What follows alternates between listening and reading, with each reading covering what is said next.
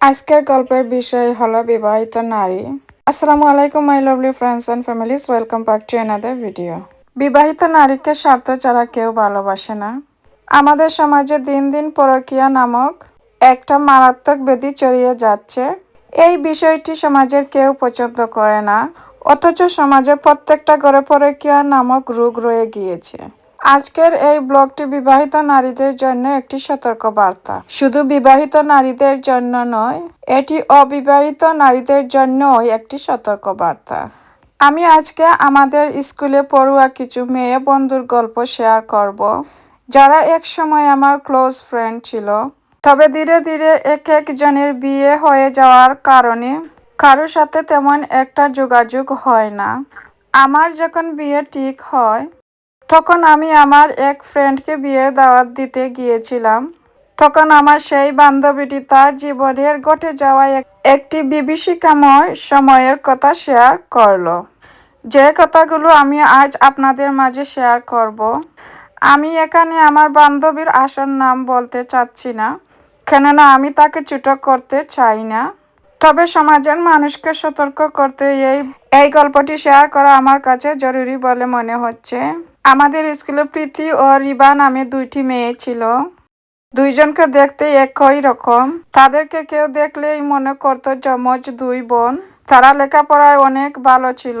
রিবার হঠাৎ করে ক্লাস 9-এর শেষের দিকে বিয়ে হয়ে যায়।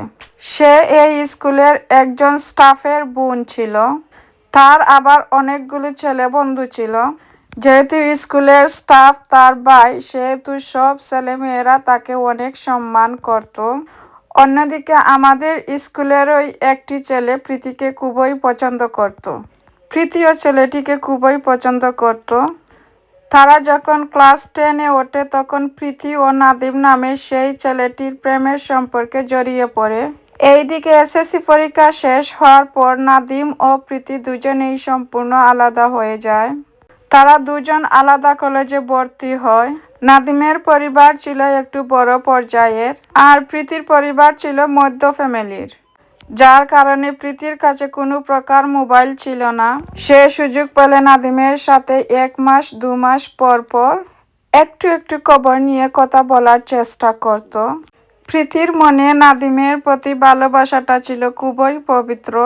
প্রীতি নাদিমের অপেক্ষায় থাকত, আর সব সময় সবার কাছে দোয়া চাইতো যেন নাদিমের সাথে তার বিয়ে হয়। তবে নাদিম রিবার সাথে প্রতারণা করেছে। নাদিম স্কুল লাইফ ছেড়ে কলেজ লাইফে গিয়ে অনেক পরিবর্তন হয়ে যায়। নাদিম ফেসবুকে অনেকগুলো মেয়ের সাথে রিলেশনে জড়িয়ে যায়, এমনকি তার ক্লোজ ফ্রেন্ড রিবার সাথেও। রিবার বিয়ে হয়ে যাওয়ার পর প্রীতির কাছ থেকে নাদিমের নাম্বারটা কথা বলার জন্য নিয়ে নেয়। অন্যদিকে রিবা নাদিমের নাম্বার নিয়ে নাদিমের সাথে ফ্রেন্ড হিসেবে কথা বলতো। নাদিম কৌশলে রিবাকে প্রেমের ফাঁদে ফেলার চেষ্টা করে। তার কাছ থেকে কিছুদিন পর পর টাকা ধার নিত। এমন করতে করতে একটা সময় নাদিম আর রিবার সাথে প্রেমের সম্পর্ক হয়ে যায়। রিবার বিয়ের 1 বছর পরে তার একটি কন্যা সন্তান জন্ম হয়। বিয়ের 2 মাস পর রিবার হাজবেন্ড বিদেশ চলে যান। তারপর আর দেশে ফিরেন না উনি। রিবার সাথে তার স্বামীর সম্পর্ক তেমন একটা ভালো ছিল না। তার স্বামী তার সাথে মাঝে মাঝে ফোনে কথা বলতো, সব সময় ফোন দিত না। একদিন গভীর রাতে নাদিম রিবার কাছে ভিডিও কল দেয়। রিবা তখন ঘুমন্ত অবস্থায় ফোন রিসিভ করে। সে ভেবেছিল তার স্বামী হয়তো তার কাছে ফোন দিয়েছে। তার গায়ে ওড়না ছিল না। এমন অবস্থায় নাদিম তার কয়েকটি স্ক্রিনশট নিয়ে নেয়। রিবা বেশিরভাগ সময় নাদিমের সাথে কথা বলতো। একটা সময় কথা বলতে বলতে নাদিম ও রিবার সাথে প্রেমের সম্পর্ক অনেক গভীর হয়ে যায়। নাদিম ছেলেটি মূলত প্রীতিকে বিয়ে করার উদ্দেশ্যে ভালোবেসেছিল। তবে রিবার সাথে সে একটি গেম খেলছে, যেই গেমে রিবা তার সমস্ত কিছু হারিয়ে ফেলছে। রিবার স্বামীর সাথে ভালো সম্পর্ক না থাকায় তার ফ্যামিলি সিদ্ধান্ত নেয় যে রিবার স্বামীর সাথে ডিভোর্স করিয়ে নেবে। রিবা এই কথাগুলো নাদিমের কাছে প্রকাশ করে। নাদিম আশা দেয় তার কন্যাকে সহ বিয়ে করার। সে বুঝাতে চাচ্ছে রিবাকে সে অনেক ভালোবাসে এবং তার মেয়ে সহ তাকে বিয়ে করবে। আর এও বলে প্রীতির সাথে তার কোনো সম্পর্ক নেই। এই কথা শুনে নাদিমের প্রতি আকৃষ্ট হয়ে যায় রিবা। দ্বিতীয় পার্টে গল্পের বাকি অংশ থাকবে। Thanks for watching.